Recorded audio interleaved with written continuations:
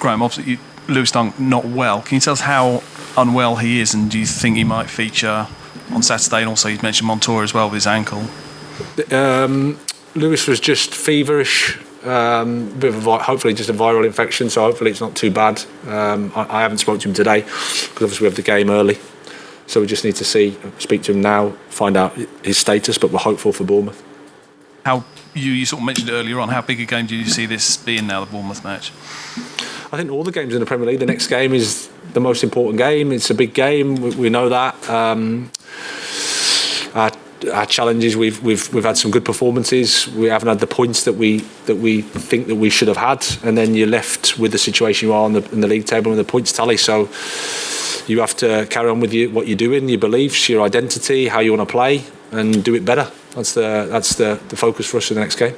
Last time out, it was quite a slow start at home to Sheffield United, and they had a lot of the ball. And you mentioned the crowds were a little bit uneasy.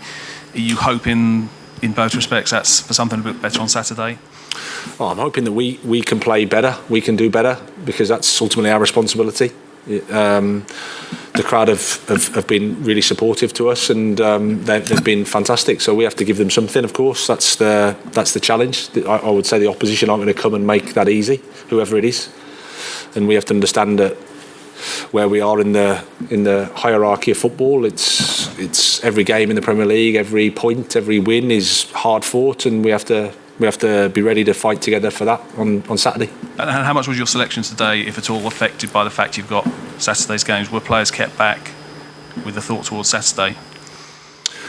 Well, no, you have to focus on the first game, which is this one. We had an idea, a plan.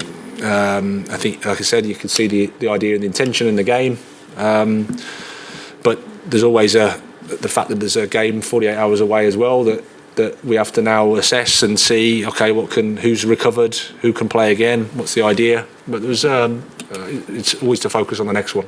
What do you do in these 48 hours? How do the players put these to the best use between 46 hours between games? Well, the guys that have played can't do anything really apart from just recover as best they can, and then the ones that maybe haven't played can get ready for the game in a normal way. We'll get back tomorrow. Well, we train tomorrow, and it's either recovery or training for the guys that need recovery or guys that need training.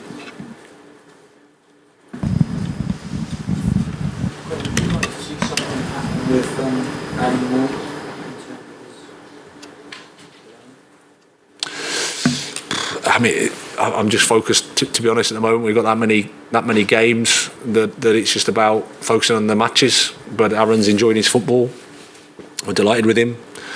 I think that's the most important thing at this stage, that he has that feeling from us that we're happy with him, and that he's comfortable with us as well, and he's playing football that I think he's gone to another level in terms of where